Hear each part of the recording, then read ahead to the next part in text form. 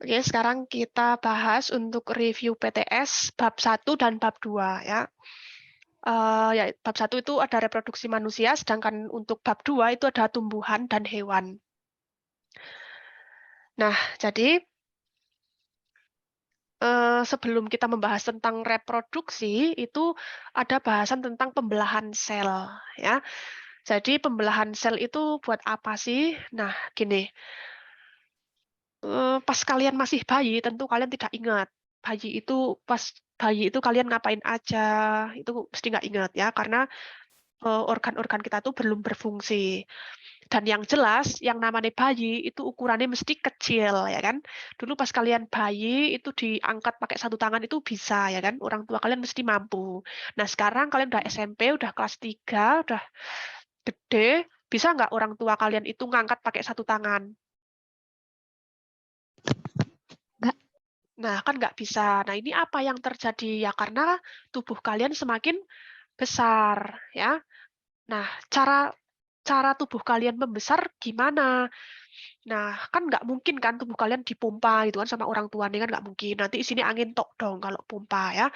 Nah, cara nih sel-sel tubuh kalian itu membelah biar selnya itu banyak ya. Contohnya ada di sini nih. Tadi ini selnya 1 belah nih, jadi 2 belah lagi jadi 4 dan seterusnya gitu ya. Jadi masa tubuh kalian makin gede ya, kalian makin tumbuh tinggi, makin gendut ya kan, makin pinter nah, gitu. Oke. Itu kenapa sel perlu membelah.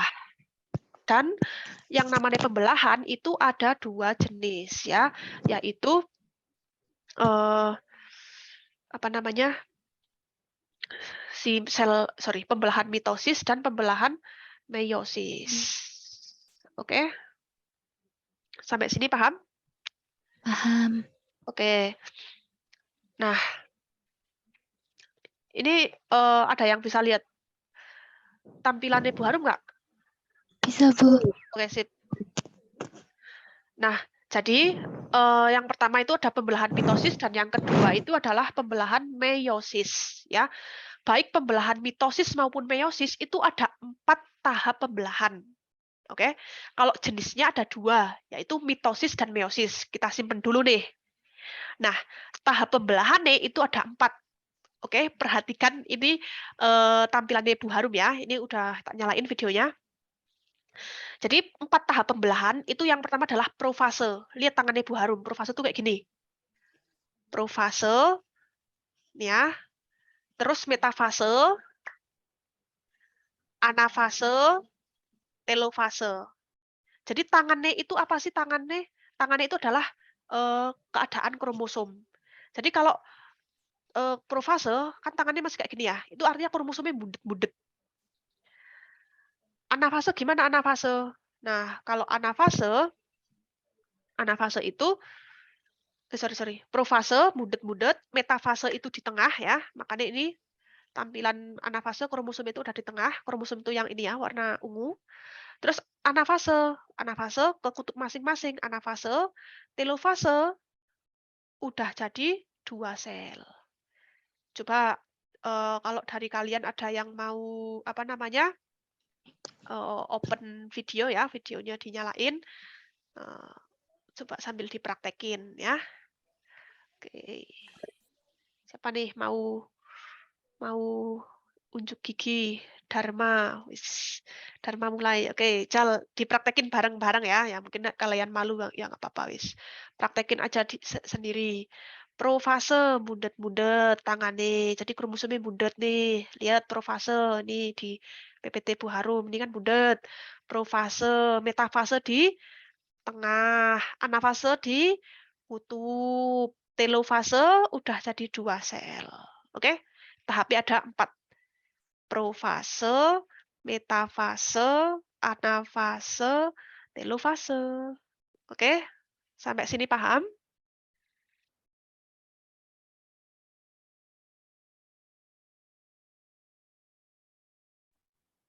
Paham, Bu. Oke, sip. Nah, kemudian tadi kan kita udah belajar nih mitosis sama meiosis.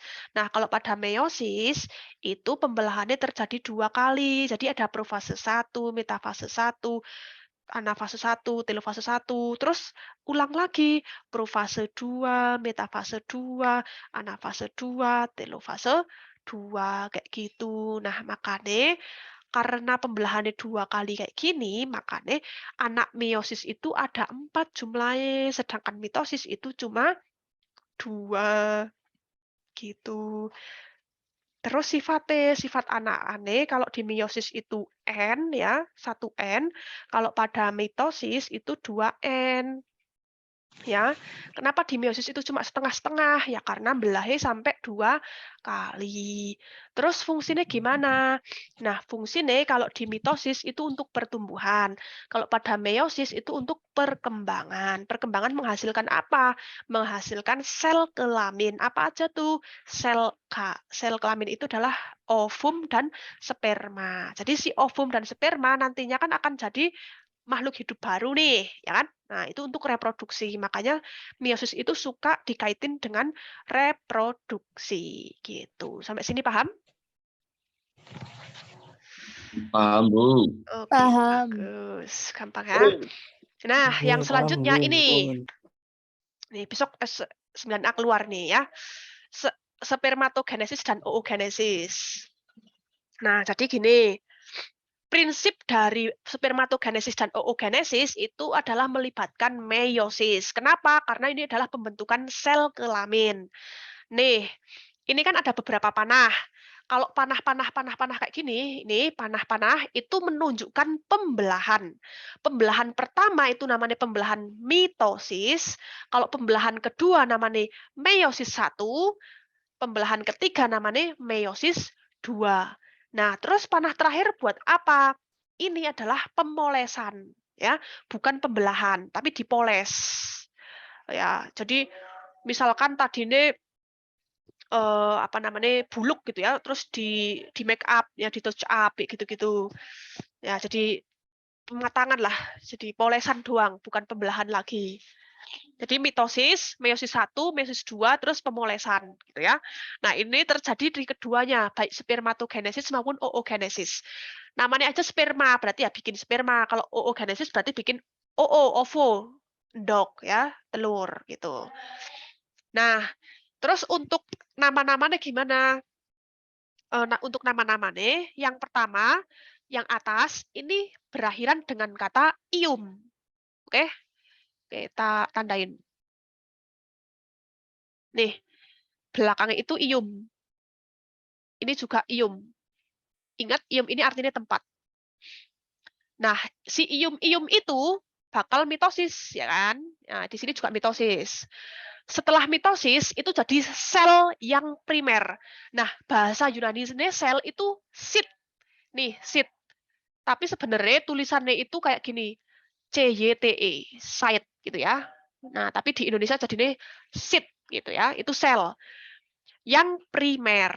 Oke, ini primer, ini juga primer. Berarti kalau oosit primer artinya apa? Sel sel telur yang primer. Kalau primer spermatosit primer artinya apa? Sel sperma yang primer kayak gitu. Oke ya. Nah, terus pembelahan kedua itu adalah meiosis 2 nih. Di sini juga meiosis 2. Setelah itu jadi apa? Sel sit yang sekunder. Di sini juga sama. Sel sit yang sekunder. Gitu. Terus tahap terakhir itu adalah meiosis 2. Nah, kalau meiosis 2 itu jadinya adalah ide. Ide itu apa ide? Ide itu mirip. Nah, ini it. Ini it, ini juga it. It itu artinya mirip. Spermatid berarti mirip sperma. Ootit berarti mirip ovo, endok. Ya, gitu. Namanya mirip itu ada bedanya, tapi ada sama nih. Misal Bu Harum mirip Maudy Ayunda gitu kan. Mirip apa nih? Oh, ceweknya mirip ya kan, sama-sama cewek mirip. Pinternya misalkan, amin. Itu mirip ya kan. Bedanya apa? Bedanya rambut misalkan. Bu Harum rambutnya pendek, Maudy Ayunda rambutnya panjang gitu ya. Nah, ini juga sama, spermatid mirip sperma.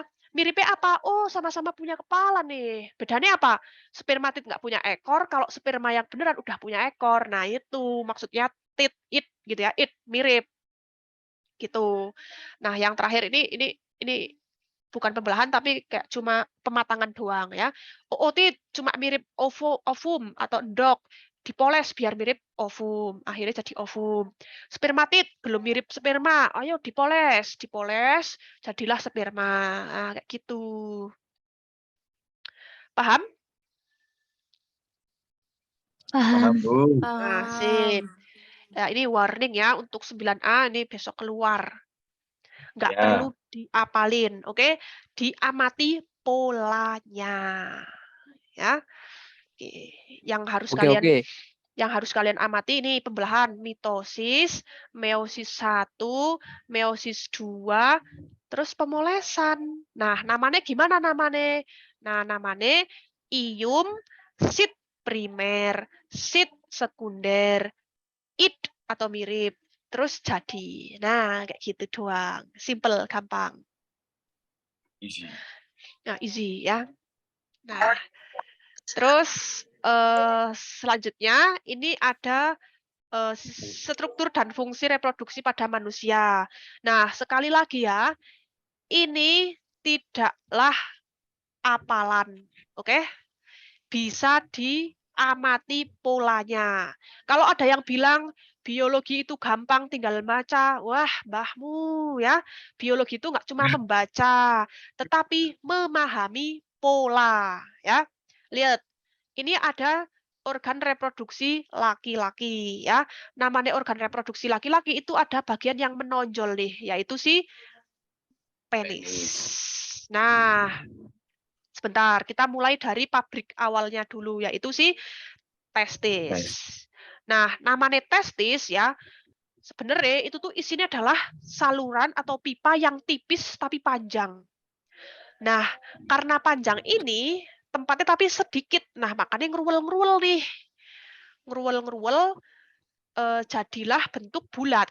Ya, sehingga kalau di kampung-kampung Jawa itu biasanya nyebutnya testis itu kentang ya, karena kentang itu bulat, ya kan? Nah, kalau di Biji, Twitter, Bu. oh iya, biji itu di Twitter ya. Yuk, karena Terus? pipanya itu dibulet-bulet gitu ya. Nah, sebelah testis. Nah, si testis ini adalah pabrik. Pabrik apa tuh? Pabrik sperma. Oke?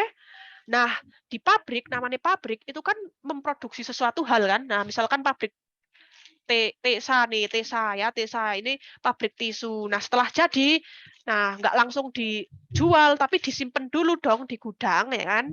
Nah, ini juga sama, testis juga kayak gitu. Testis pas udah pabriknya udah bikin testis gitu ya, disimpan dulu. Di mana nih?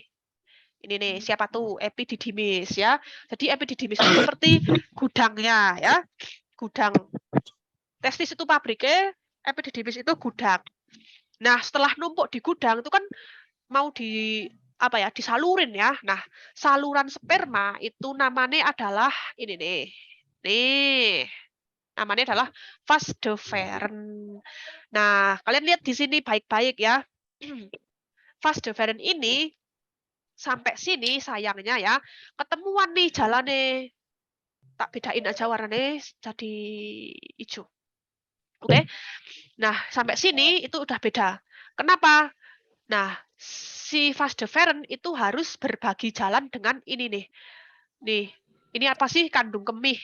Kandung kemih itu sistem ekskresi. Nampung apa sih kandung kemih tuh? Urin. Urin, pipis ya. Nah, padahal tak bilangin, nih maaf saya sambil minum. Padahal urin dan sperma itu tuh versusan ya. Saling membenci dia. Bukan saling membenci, tapi beda sifat aja. Karena beda sifat jadi nggak bisa disatuin. Nah, jadi kalau sperma itu sifatnya basa, sedangkan urin itu sifatnya asam. Oke, sampai sini paham? Oke. Oke, Paham. tak bilangin ya. Nek ada benda yang sifatnya asam, itu tuh biasanya baunya menyengat. Nah, sedangkan kalau benda yang sifatnya basa itu baunya nggak terlalu menyengat. Dan yang namanya menyengat itu nggak harus yang wangi semerbak atau pesing semerbak kayak pipis gitu ya, atau kayak jengkol yang baunya kayak gitu, itu nggak harus. Intinya semerbak sampai nyantol gitu di hidung gitu ya, kayak rendang itu kan nyantol banget berarti asam. Terus apalagi ya soto, nah, itu kan baunya menyengat ya, itu asam. Jadi bau-bau yang tajam kayak itu umumnya asam. Oke ya. Nah, makanya pipis tuh berangseng kayak gitu ya. Pesing banget ya. Itu karena sifatnya asam. Nah, karena jalannya beda kayak gini ya. Di jalan yang hijau ini itu namanya uretra, itu harus berbagi jalan sama sperma, berbagi jalan juga sama urin. Paham nggak maksudnya? Tadi kan Paham, sperma Bu. kan di vas deferens ya. Cuman setelah sampai sini dia harus berbagi dengan kandung kemih ya. Makanya fungsi vas deferens itu apa? Fungsi vas deferens fungsi vas deferens apa? Oh, bukan EPD. Petra. Boleh. Tapi menyalurkan apa? Nek vas deferens? Sperma. Sperma. Lah, Sperma. kalau uretra menyalurkan apa? Uretra? Sperma dan urin. Pinter. Urin dan sperma. Paham sampai sini? Paham, Bu. Paham. Oke, sip.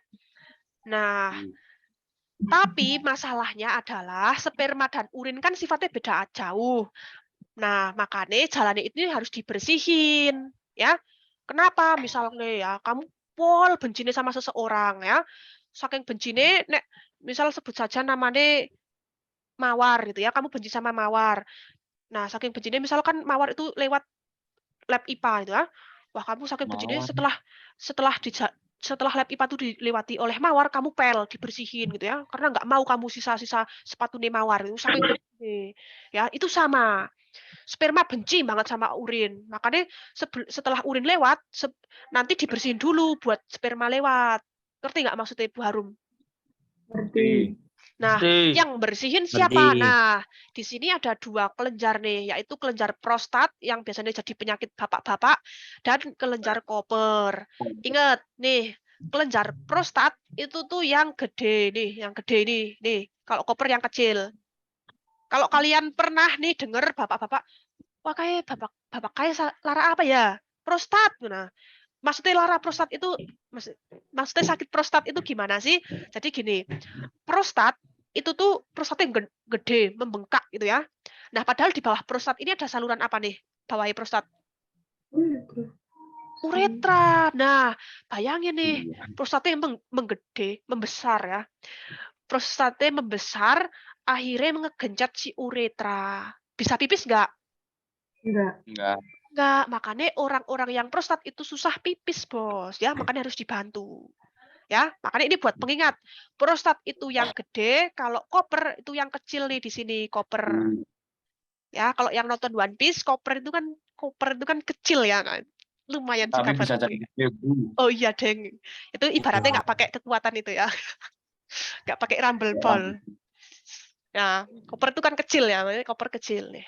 Oke. Nah, back to topic ya. Kelenjar prostat itu menghasilkan larutan yang sifatnya asam. Kalau koper itu yang sifatnya basa. Oke, masih ingat urin sifatnya apa? Asam. Sperma sifatnya apa? Basa. Oke. Prostat menghasilkan cairan apa? Asam. Koper? Basa. Mantep. Berarti nih pertanyaannya, kalau ada sperma yang lewat, yang bersihin prostat apa koper? Sperma lewat. Ayo, yang bersihin siapa? Prostat. Prostat apa koper? Prostat. Nih, dengerin ya. Sperma lewat, sperma basah kan? Nah, berarti yang bersihin asam apa basah? Asam. Asam. Yang menghasilkan asam siapa? Prostat. Nah, pinter. Gitu ya. Paham? Iya, Bu. Oke. Nah, selanjutnya itu ada ini yang nempel sama kandung kemih nih. Pakai warna lain lagi, oranye. Nah, ini ketumpuk merah. Nah, ini ya, merah marun. Ini adalah si vesicula seminalis. Oke? Nih, ini vesicula seminalis. Vesicula seminalis itu apa? Vesicula artinya kantong, seminalis itu semen. Jadi maksudnya kantong semen. Ya, semen itu adalah betul makanannya si sperma ya. Jadi tak bilangin, namanya sperma itu tuh polemahe ya. Wis generasi stroberi lah nek sperma kayak meletre ya. Kenapa? Saking Oke. lemah ya. Itu kalau sperma itu apa namanya keluar dari penisnya laki-laki, itu di udara terbuka langsung mati. Makanya kalian jangan Tenaga percaya kesehatan. kalau wah nek renang karo cowok nanti bisa hamil, pret, ya kan? Wong dia apalagi di kolam renang ya ada kaporitnya, langsung mati si sperma. Nah, biar nggak mati gimana? Wah, dikasih makan dong. Nih, vesicula seminalis nama makanannya. Bukan. Nama makanannya zat semen, tapi yang menghasilkan itu vesicula seminalis. Vesicula artinya kantong, itu. Kalian nggak dikasih makan kan juga mati. Ya sama, sperma nggak dikasih makan juga mati. Oke? Paham sampai sini? Oke. Nah, Paham. terus ada juga ini nih, si pembungkus kentang, ya, pembungkus testis maksudnya. Pembungkus testis itu namanya skrotum, oke? Nah, terus ya soalnya testis itu kan rapuh ya, harus dilindungi dong. Nah, begitu juga uretra. Uretra juga salurannya tipis kecil gitu ya. Itu juga rapuh. Nah, Iya. makanya aduh, ini untuk bisa memasukkan atau menyalurkan sperma ke vagina itu dilindungi sama daging yang agak tebal ini ya, sehingga disebut sebagai penis gitu. Jadi penis ini fungsi untuk menguatkan uretra. Biar apa? Biar bisa memasukkan sperma ke dalam vagina gitu. Emang kenapa sperma harus dimasukkan ke vagina? Ya ingat sperma itu lemah. Kalau cuma ditetesin doang ya di luar doang nggak ada penisnya gitu misalkan mancrut gitu doang, nah itu langsung mati nanti, nggak jadi kalian nanti ya. Spermanya langsung keluar langsung mati kan nggak lucu kan, makanya dianterin nih sama si penis ya. Jadi penis fungsinya itu untuk kopulasi. Tak ketik ya, kopulasi.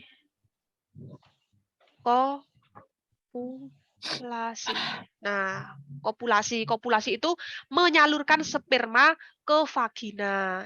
Ingat bedanya penis sama uretra. Kalau uretra cuma menyalurkan sperma, kalau uretra itu menyalurkan sperma dan urin ya. Kalau penis itu menyalurkan sperma kemana? Ke vagina, gitu. Beda. Ngerti nggak? Ya, ngerti, Bu. Sip. Ngerti. Gampang ya. Apalagi punya sendiri kan, wah lebih paham. Punya sendiri apa? Oke, selanjutnya untuk yang cewek. Kalau yang cewek simple ya. Nah, kalau yang cewek bagian-bagiannya sedikit. Jadi di sini ada vagina. Jadi kalian vagina itu kayak lobinya gitu ya. Sedangkan cervix itu kayak pintunya. Kalian bayangin tuh kayak pintu. Oh, leher rahim. Cervix itu leher rahim. Nah, kemudian uterus ini adalah rahim. Jadi kalau kalian masuk ruangan kan lewat teras atau lobi itu terus lewat pintu itu kan.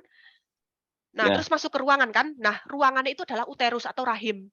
Nah, di sebuah ruangan kan ada dinding-dindingnya. Nah, dinding-dindingnya itu namanya adalah endometrium atau dinding rahim. Yang gitu. bisa menebal. Betul. Jadi yang menebal bukan rahimnya, tapi dinding rahimnya. Paham nggak? Paham. Kalau dindingnya menebal, jadi ruangannya makin kecil apa makin besar? Kecil. Iya, gitu. Nah, terus di sini ada juga ovarium. Ingat, ium itu artinya tempat. Kalau ova atau ovo artinya endok, berarti tempatnya endok. Nah, berarti ovarium itu menghasilkan telur. Nah, nanti di sini sebenarnya ada juntai-juntai kayak gini ya, namanya infundibulum. Buat nangkep endok atau nangkep telur. Nah, endoknya dilepas di sini. Nah, nanti dia endoknya ke sini. Gitu kan? Nah, nanti ketemu spermanya di sini nih. Jadi sperma perjalanannya panjang ya. Dari vagina ke sini ya kan. Terus ke sini gitu kan. Nah, jadi di tuba Fallopi nanti ada pertemuan antara sperma dan telur ya. Ini ketemuan nih. Love gitu ya. Sperma love telur. Jadi ini apa? Zigot. Iya, zigot. Nah, si zigot ini harus ke uterus. Nah, nanti zigotnya berkembang jadi 2 sel, jadi 4 sel. Jadilah bayi dan jadilah manusia gitu. Nah, gitu ya. Gitu. Nah, syaratnya biar zigotnya itu bisa nempel di rahim, dindingnya harus tebal. Kalau dindingnya tipis, zigotnya nggak nempel, alias nanti keguguran, drol ke sini nih, keguguran gitu. Ngerti nggak? Nah, paham ya? Oke, lanjut. Oke, nah sekarang adalah siklus menstruasi. Dengerin lagi ya, ini besok keluar ya.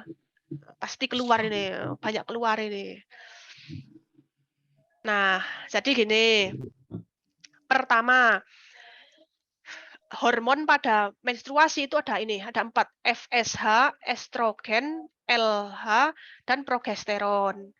Oke, FSH yang biru, estrogen kuning, LH merah, progesteron biru tua. Nah, kemudian gambar yang atas ini adalah keadaan endok. Bagian yang bawah ini adalah rahim. Dinding rahim atau endometrium.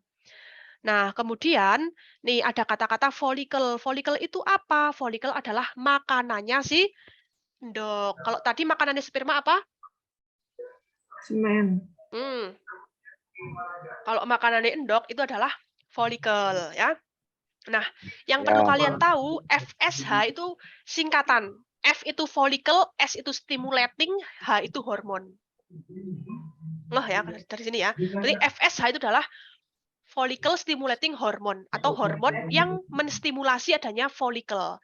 Makanya pas di sini FSH itu tinggi, follicle muncul. Kalau follicle muncul, nanti si endok bisa makan nih.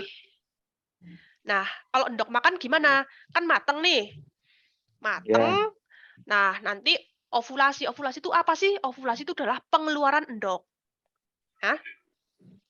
Kenapa dikeluarin? Ya biar ketemu sama sperma. Biar jadi kita ya. Itu. Nah, terus untuk mengerjakan soal ini kalian nggak perlu ngapalin, cukup lihat gambarnya. Ya. Jadi di sini pas ovulasi yang tinggi hormon apa aja nih? Yang tinggi? LH. Terus apa lagi? Estrogen. Estrogen. Ada lagi nggak? Progesteron. Enggak. Progesteron ini nih di sini nih. FSH. FSH ini loh. Ini. Ya kan meskipun kecil ya bukitnya tapi dia naik. Nah, kalau progesteron naiknya baru di sini nih. Ya kan? Nah, jadi hormon yang memicu ovulasi itu ada 3. Yaitu LH, estrogen, dan FSH. Sedangkan ini korpus luteum itu apa? Nah, korpus luteum adalah folikel bebas. Folikel bekas ya. Jadi kalau ini endok yang udah matang itu bakal lepas, nanti akan menyisakan folikel yang nggak kepake, alias si mantan nih. Ya. Nah, nama mantannya yaitu korpus luteum. Kadang ada yang nyebut sebagai follicle de Graaff gitu. Nah, pas folikelnya itu udah jadi bekas, nih lihat siapa yang naik. Progesteron. Progesteron sama apa Jal? Betul, yang kuning estrogen. Lihat apa yang terjadi dengan endometriumnya ini pas estrogen sama progesteron naik. Menebal, pinter ya. Jadi kenapa menebal nih? Ini kan endoknya kan mau keluar. Makanya dindingnya harus ditebalin. Barangkali ada tamu yang masuk. Siapa tamu yang masuk? Sperma. Kalau sperma ini masuk, nanti jadi bayi, terus harus tebel dong. Nah, cuman gimana kalau nggak ada tamu? Kalau nggak ada tamu, nanti luruh nih, menstruasi. Gitu. Gitu, guys. Ngerti ya? Ya. Sip, gampang. Nah, terus ini penyakit. Penyakit itu cuma ada 4, yaitu gonore, sifilis, herpes, sama AIDS. Kita bahas dari AIDS dulu. AIDS dan HIV itu bedanya gini. Kalau HIV, Human Immunodeficiency Virus. Jadi HIV itu adalah virusnya. Kalau AIDS itu adalah nama penyakitnya. Lihat ya di sini ya, ada singkatan ini. AIDS itu adalah singkatannya ini gimana sih pronunciasinya? Acquired Immunodeficiency Syndrome. Jadi sindrom defisiensi itu adalah D itu hilang, efisiensi berarti efisiensinya hilang, imun itu apa imun? Kekebalan tubuh. Jadi sindrom yang menghilangkan kekebalan tubuh. Jadi kalau kena virus HIV, nanti kekebalan tubuhnya menurun. Nah, kekebalan tubuhnya menurun, jadi penyakit apa-apa masuk. Dari mulai koreng, panu, tipes, meningitis, ya, wah, kabeh penyakit masuk nih di orang AIDS kayak gitu. Ngerti nggak? Ngerti. Ngerti. Oke, HIV virusnya, AIDS penyakitnya. Oke ya. Nah, terus kalau herpes gimana herpes? Sorry, kalau herpes ini adalah kayak pinter, kayak gatal-gatal, kayak cacar, tapi itu ngumpul. Nek cacar itu kan kayak ke seluruh tubuh ya. Ya. Nah, kan? Nah, nek herpes tuh ngumpul di salah satu, misal di sini pipi tok, di lengan tok gitu, ngumpul dan ukurannya lebih kecil. Nah, herpes itu disebabkan oleh virus, namanya herpes simplex, gampang sih. Herpes simplex nyebabin herpes. Terus kalau sifilis sama gonore ini tuh